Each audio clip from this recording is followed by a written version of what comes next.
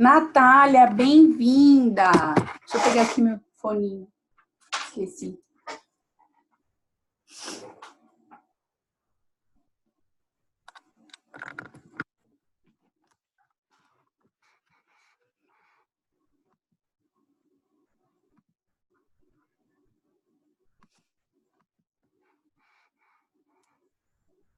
Ah, bem-vinda, Clau, bem-vindas.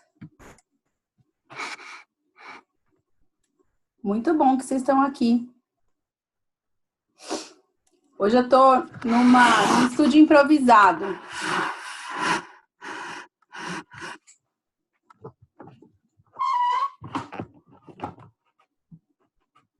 Meu computador está um pouquinho mais baixo que a câmera.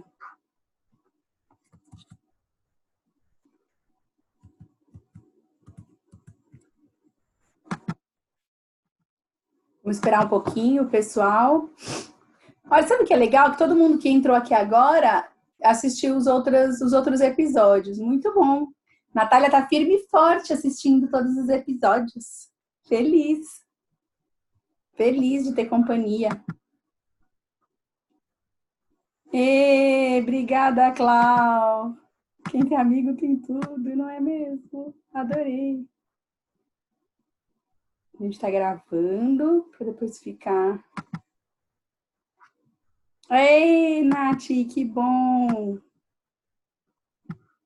Deixa eu ver se a gente tem alguém aqui na espera. Ainda não. Eu acho que eu vou colocar.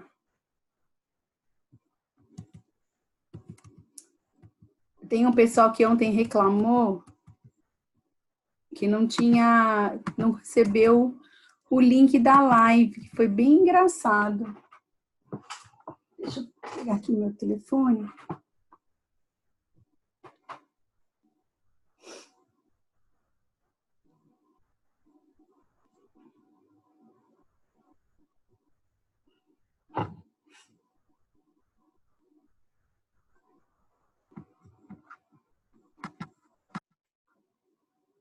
Muito bom, muito bom.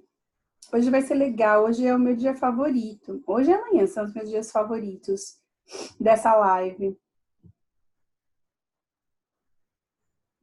Então vai ser mais que bom.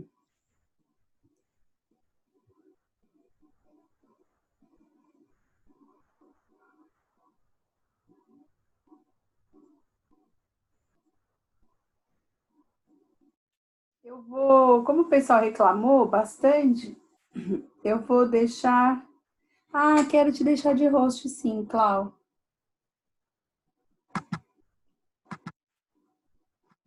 É porque eu não vou hoje... Não me preocupo com isso. Eu vou pegar hoje e vou deixar esse... Copiar. Vou deixar lá na...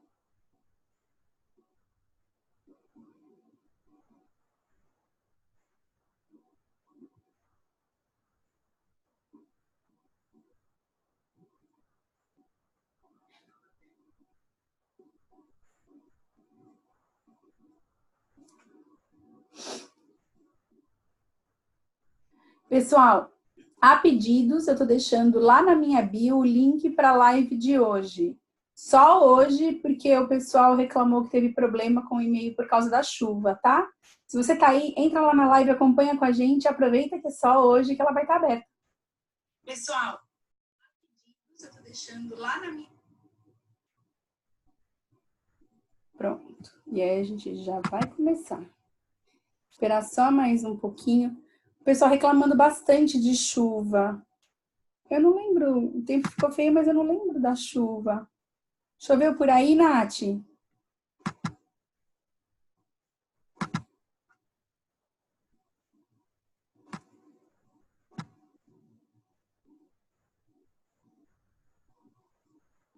aí a gente espera um pouquinho e começa.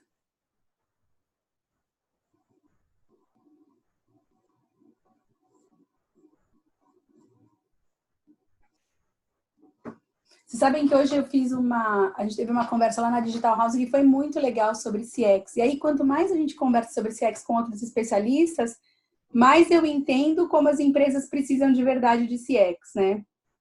É interessante como os profissionais ainda não acordaram, não para a necessidade de CX, porque a gente sabe que precisa, mas por algum motivo as pessoas não sabem como começar. Eu tenho sentido isso um problema muito latente entre as pessoas. Engraçado, Cristóvão entrando. Bem-vindo, Cris.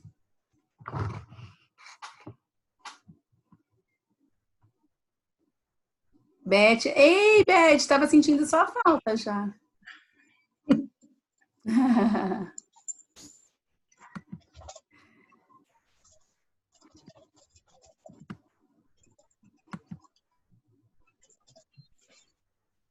Atrasadora, mas antes tarde do que nunca. A gente estava te esperando, ó.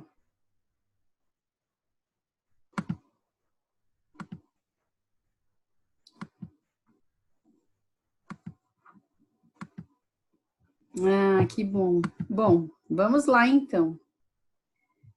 Talvez a gente tenha mais gente hoje porque eu abri o link só porque o pessoal reclamou que não recebeu o e-mail. Eu não sei se é um problema do RD, que não entregou direitinho, mas de toda forma. Vamos começar o nosso episódio número 3, né? Tô feliz que a gente chegou até aqui. Eu falei que ele é um dos meus episódios favoritos porque a gente vai falar de um tema que eu gosto muito, de 2 temas que eu gosto muito. E então, só para a gente relembrar o que a gente fez nos primeiros capítulos, né? Nos primeiros episódios, a gente falou do porquê a gente chegou até aqui, qual a importância da experiência do cliente na estratégia da nossa empresa, a importância de ter o cliente no centro. Por que o cliente tem que ficar no centro? O que eu ganho com isso, né? Por que tem essa importância colocar o cliente no centro da minha estratégia? Depois a gente falou ontem bastante sobre dados X, dados O, a importância também dos dados, da coleta dos dados de experiência, que é uma oportunidade que pela primeira vez a gente está vendo, como eles se combinam com os dados transacionais e como um apoia o outro, que a gente vai conseguir gerar melhores negócios e principalmente negócios a partir de campanhas muito personalizadas que vão fazer com que o meu cliente receba muito mais do que eles estavam esperando, então eu excebo as expectativas e isso faz diferença para mim. E hoje a gente vai começar falando, eu vou baixar aqui só para a gravação ficar bacana, a gente vai começar falando sobre os sistemas que a gente tem, né, para fazer a experiência do cliente. E quando a gente tem um sistema que ele é efetivo, a primeira coisa que a gente faz é envolver os termos do próprio cliente. Normalmente a gente percebe que as empresas não falam a língua do cliente. Elas usam seus termos próprios, elas falam a sua própria língua, principalmente quando a gente está falando de empresas B2B, que trabalham com tecnologia, que trabalham com técnica, que trabalham com engenharia, que trabalham com direito. O cliente não entende necessariamente o que você quer dizer. Ele entende o que está na base de compreensão dele. Portanto, para a gente começar a colocar o cliente no centro da nossa comunicação, um dos primeiros passos é exatamente a gente identificar como esse cliente fala, quais são os termos que ele usa, quais são as expressões que ele utiliza para falar dos problemas que ele vivencia e das soluções que eu entrego. Para que a minha comunicação tenha a cara desse cliente, para que quando ele leia a minha mensagem, quando ele escute o meu podcast, quando ele veja o meu vídeo, ele reconheça alguma coisa que lhe é familiar. A gente não gosta de lidar com o que não é familiar. E a linguagem, ela é particularmente integradora. Quando a gente fala de comunicação, a linguagem é uma das primeiras ferramentas que a gente tem, né? É uma das principais ferramentas. Então, eu preciso adequar essa linguagem. Fernanda, como é que eu faço isso, pelo amor de Deus? Com ferramenta. Os clientes deixam todos os dias rastros na internet. Eles estão se comunicando, eles estão postando, eles estão comentando. Que linguagem ele usa? Que expressões ele fala? Como ele se comunica com suas comunidades? Eu preciso saber para que eu possa fazer parte. Não é ele que tem que fazer parte. eu tenho que fazer parte. Segundo, eu preciso remover barreiras para os insights. E eu não estou nem falando dos insights que estão abertos, escancarados na internet, que meu cliente está deixando nos seus rastros, mas também as barreiras para os insights das pessoas que convivem com o cliente. Se você, por exemplo, é dono de uma empresa, ou se você ocupa um cargo de liderança, provavelmente a chance de você interagir com o cliente todos os dias é muito pequena. Quem está falando com o cliente é quem está na loja, quem está na ponta, quem está no telefone, é o vendedor, é a atendente de call center. Você escuta os insights que essas pessoas trazem, o quanto elas têm de voz. Ou nós continuamos atendendo o cliente como nós achamos que o cliente gostaria de ser tratado. Ou eu continuo entendendo o cliente como eu acho que ele pensa. É muito importante que a gente dê voz para quem escuta ipsiliteris o que ipsiliteris o que o cliente fala. Eu preciso reconhecer que essa escuta ativa de todas as pessoas envolvidas no processo, ela é muito importante para que eu saia do meu lugar de achismo para um lugar, então, de compreensão efetiva das necessidades, das vontades, das opiniões e da linguagem do cliente. E, por fim, a gente precisa ativar a organização.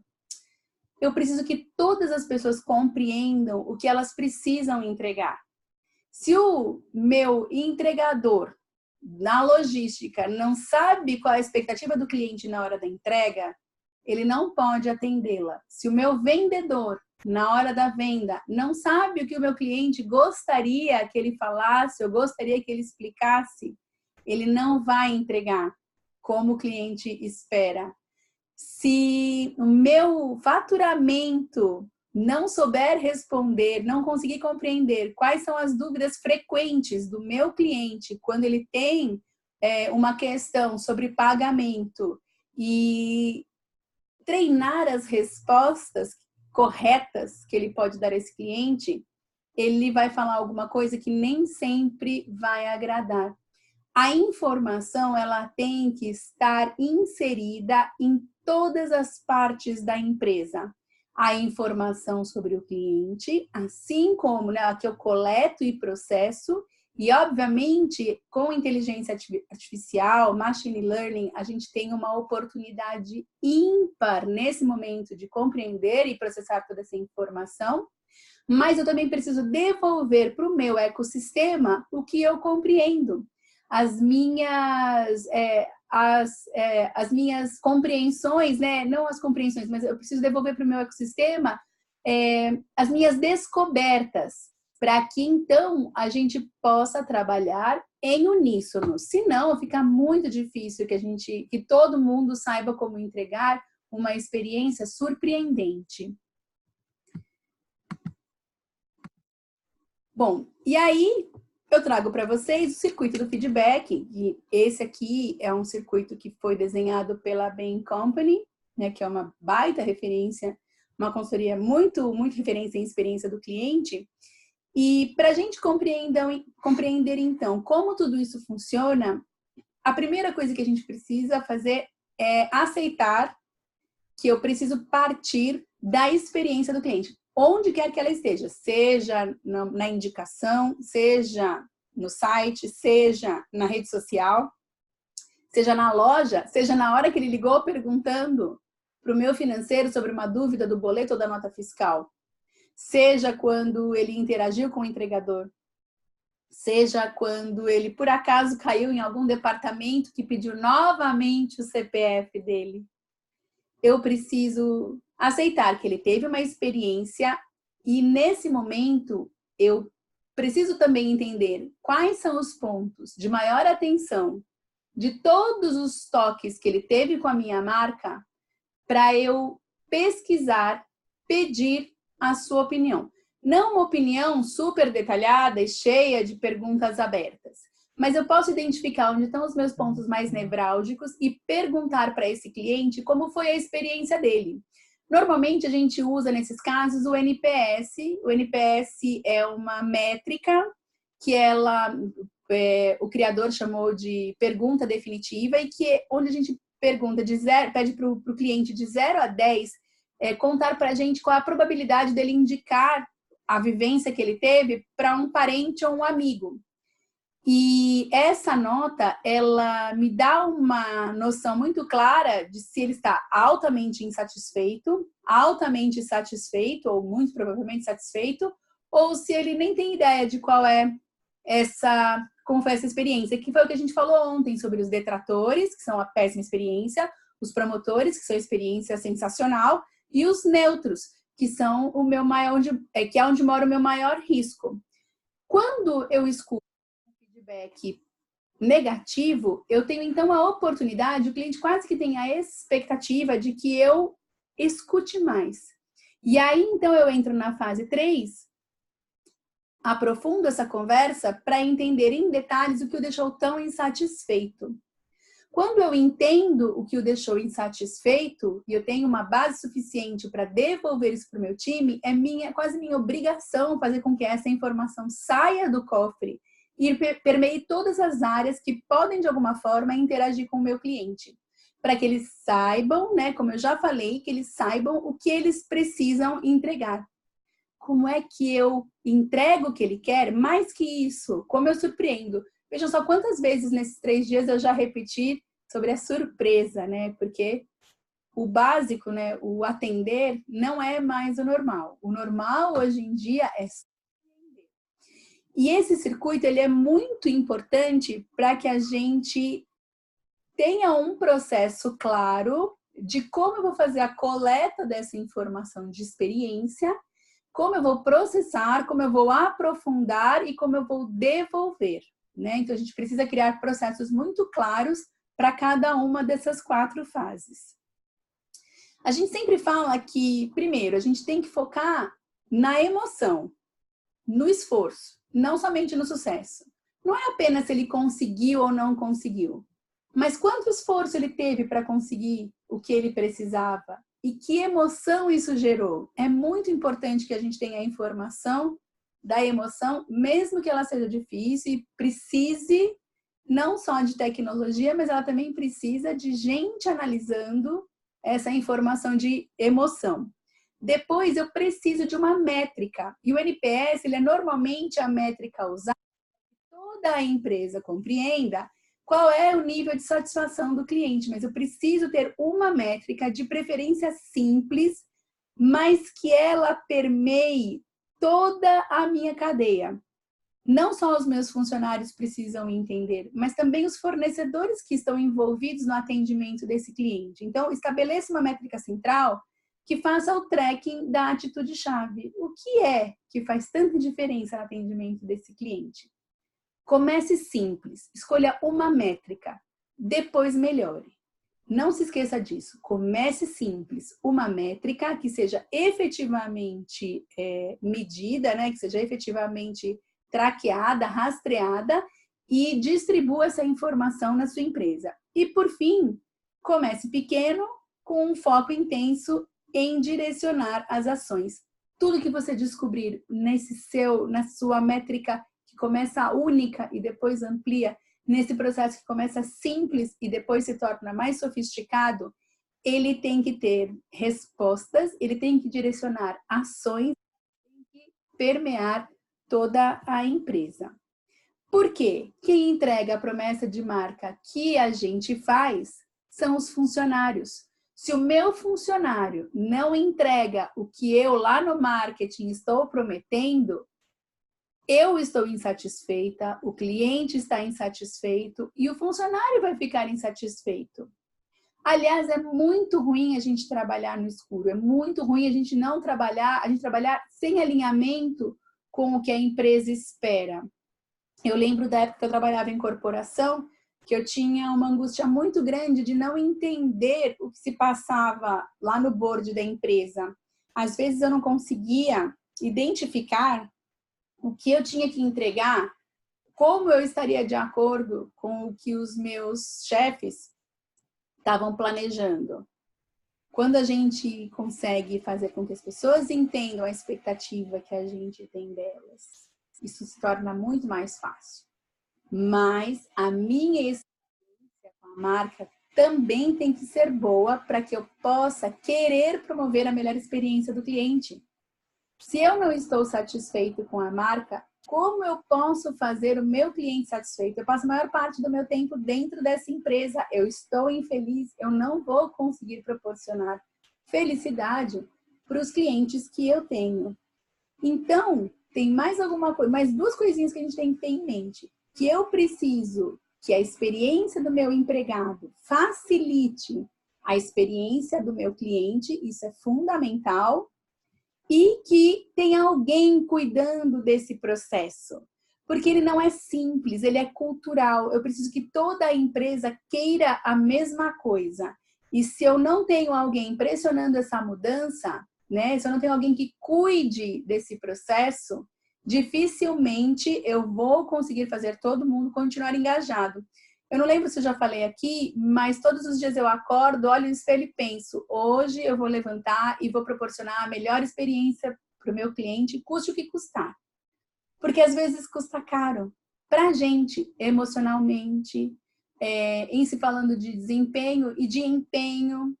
Mas será que a gente está disposto? Eu preciso que alguém olhe para o todo, tenha uma visão estratégica sobre as necessidades, garanta que a informação está chegando em todas as pontas para que a cultura finalmente se estabeleça.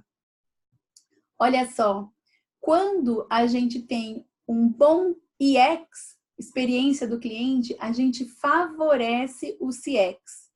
O CX, ele se torna significantemente melhor quando eu tenho um bom UX, moderadamente melhor, olha só, dentro dessa faixa, só 22%, né?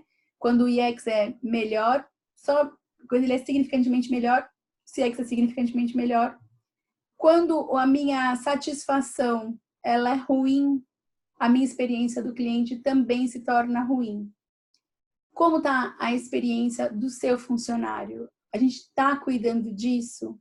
A gente está se esforçando? Olha só, principalmente se você é empregador, é tão difícil a gente, no meio, né, do furacão, a gente conseguir ter um olhar para isso, principalmente se a gente não tem estrutura suficiente ainda para ter um departamento de RH que tenha essa experiência com marca empregadora, com escutativa, com o que eu posso oferecer para o meu cliente. Não é fácil. A gente não tem um ecossistema, principalmente em se falando de legislação e tributação, que favorece, né, o pequeno empreendedor nesse aspecto. Então, a gente sabe que nós como pequenos empreendedores, temos muitas limitações para promover um ambiente amplamente satisfatório comparável a uma grande empresa. Mas ainda assim, é importante que a gente conheça o que se passa, conheça a cultura que a gente tem na empresa, porque nem sempre ela é o que a gente acha que é, ela se estabeleceu e eu não tenho poder de mudar, a não ser que eu interaja, que eu crie ações e que eu favoreça essa experiência. E dessa forma, a gente termina o nosso terceiro episódio. Eu agradecendo demais a companhia de vocês. Eu estou super contente que nós estamos todos juntos esses dias. Eu acredito fielmente que a experiência do empregado, ela gera melhores resultados, né, na experiência do cliente. Amanhã a gente vai falar finalmente, né, de passos para a montagem deste processo. Portanto, eu quero que você esteja comigo. Ele é um dia bastante importante porque basicamente ele fecha esse ciclo, ele entrega redondinho o que a gente se propôs a entregar nesse pequeno, como é que fala? Nesse pequeno fluxo de lives, onde a gente quis criar essa lógica. Eu te aguardo, eu quero que você venha comigo, porque eu vou ficar tão feliz quanto eu tenho ficado essas últimas 3 noites. Quero me deixar à disposição para as perguntas que vocês possam ter.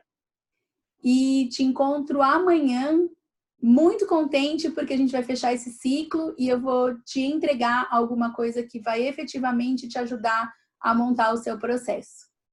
Te vejo e Nath, Camila, Beth, Clau, Alan, Mila que conseguiu chegar. Muito obrigada pela companhia, Cris. Gente, vejo vocês amanhã. Até lá.